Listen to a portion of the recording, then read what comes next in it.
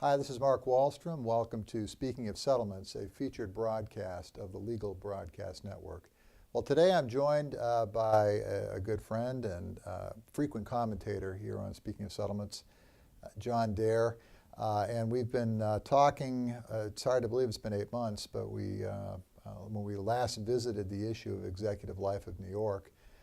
John, how are you today? And tell us a little bit about what's going on with executive life in New York. Well, I think pretty much everybody in the structured settlement industry thought that this was going to be a train wreck. And when the Form 1.15 was filed, many people's worst fears became true.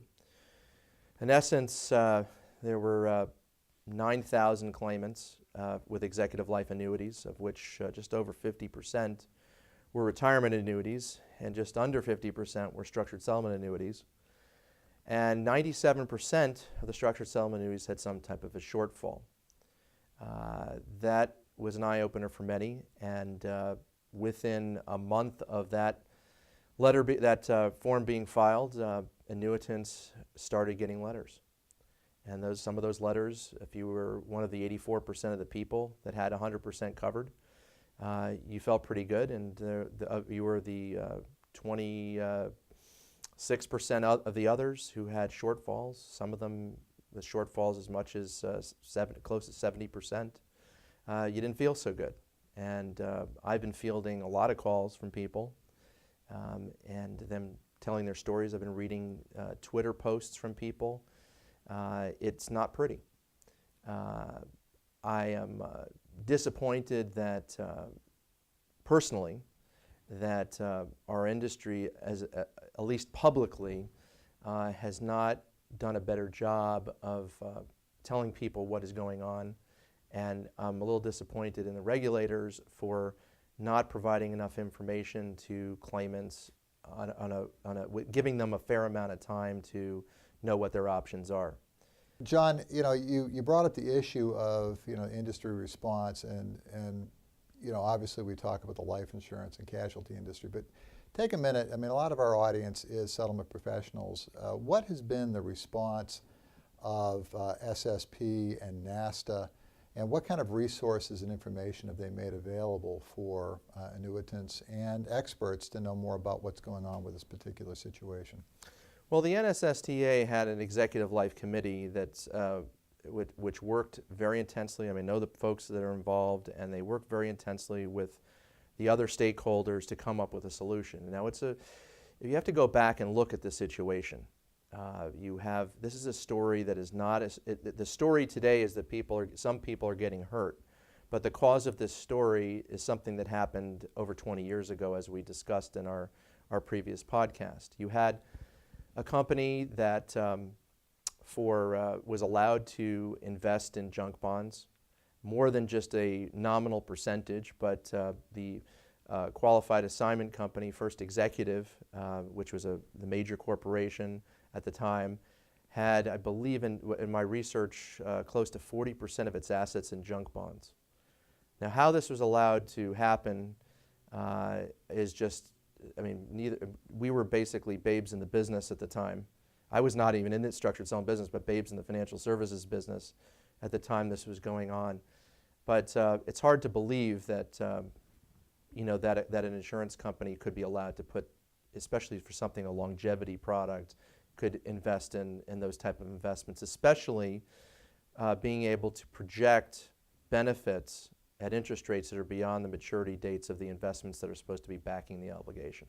John, we first addressed this back in the spring, and one of the things that we look at, I mean, we took a little bit of heat for speaking out about the issue of executive life in New York.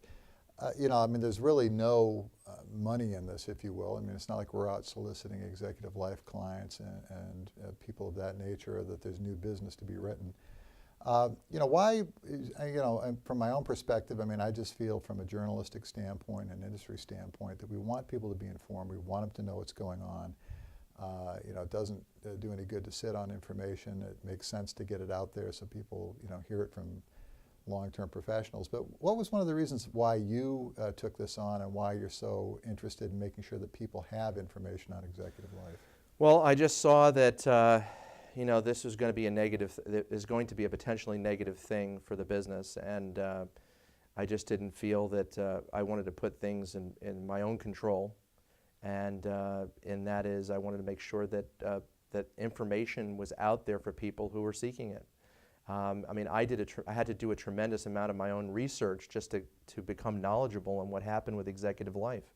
As I said, I joined the financial services industry in '83. I didn't get into structured settlements until pretty much after executive life was falling apart, if you will, or taken over by the New York State Insurance Department. So, I just really wanted to know, and I literally devoured every piece of information that I could that was publicly available, and I wanted to share it with people because judging on the calls I was starting to receive, there's just not a lot of information out there. So this is not necessarily a criticism of what our trade association has done or hasn't done, but the fact remains that what I know is the feedback I'm getting from people that are being hurt, the annuitants, the families of people who were disabled 20 years ago. I'll give you a class. I think I've got a quote that pretty much says it all. It was a Twitter feed from a woman who said, "Why is a father-daughter dance worth 40% less than it was in the 1980s?" And essentially this woman lost her father, got a structured settlement from Executive Life in New York, and she's getting a 40% shortfall. So she's asking that question. There were various other questions that she asked in this Twitter feed, but I thought, and I've listened, I've got some other heartfelt stories that I've heard. Now, I think it's important to also to say that I think people just don't understand the criteria that went into these decisions to give them the shortfalls, and I think that there could be a lot more information out there than it is out there. There wasn't a lot of information going into this Rule 1.15 form. There is still not a lot of information out there, even though there is a frequently asked or commonly asked question, FAQ, if you will, that's been published on the ELNY website. There still is not a lot of information out there, and many of the people that I'm talking to this is the first time that they've heard from Executive Life in 24 years. Well, John, why do you think that is? I mean, one of the things we talk about, why so little coverage in the mainstream press on this issue? When you look at the amount of coverage on this, I mean, it really is almost like a footnote in the back pages of the financial page. My own thinking is that, given the size of the scandals that we've seen with Lehman Brothers and the mortgage meltdown and all of these other catastrophes that have gone on over the last couple of years, it's almost like Executive Life is too small, or it is too old. It's 20 years old.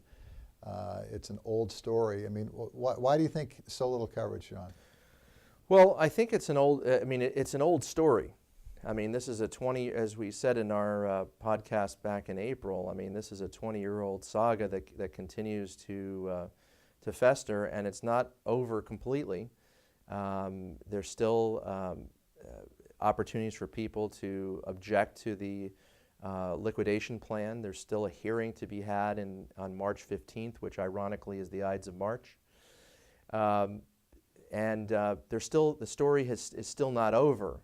But until some claimant comes out and talks, it just doesn't seem that anybody has gone to the mainstream press. I don't think anybody who's been injured has gone to the mainstream press, and that's really been what it is. But I'm also surprised that nobody has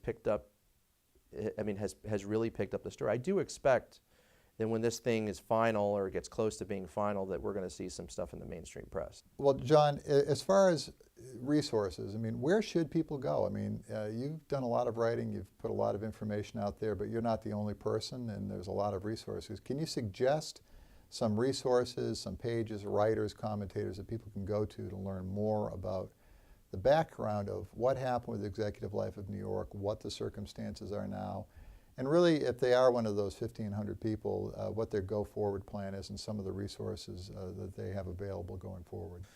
Well, your first stop should be the ELNY webpage, which is ELNY.org, ELNY.org. That has a copy of anybody who has an executive life of New York annuity.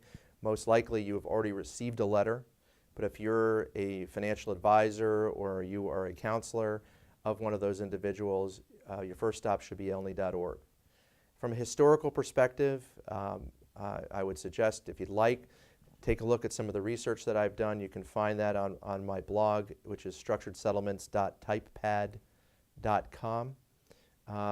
Pat Hindert also has done an excellent job with a series of blog posts about the ELNY liquidation. That's s2kmblog.typepad.com. And of course, a couple of the videos that you and I have done, Mark Wahlstrom and I have done, you can watch those videos, and I've spoken to a number of people who've watched those videos and found them to be helpful. And I would also encourage people in the structured settlement industry, even though there's no financial gain to be had by doing it, and certainly, you know, the amount of time that I've taken to research this, I'm not doing this for financial gain. It's just that, you know, sometimes it's good just to provide a level of compassion for people. We had back with 9/11 with the Victims' Compensation Fund, there were many people who provided services to talk to families, to give them advice, to lend an ear, if you will. And in this particular situation, although it's a little bit of a smaller scale, it still affects 1,502 people who are having shortfalls. So there are people all around the country who are affected by this, but these people could benefit from having somebody who's trained dealing with injury victims and helping people through financial transitions. It could be very useful for them to have resources of people in the structured settlement community. John, thanks for coming. Glad to have you as a guest, as always, here on Speaking of Settlements, and appreciate all the hard work you've done on this particular story. Look forward to having you back on again in a few months so we can update people once again on the status of this interesting and ongoing situation. This is Mark Wahlstrom. You've been watching a special edition of Speaking of Settlements, a featured broadcast on the Legal Broadcast Network. Thank you. We'll talk to you again soon.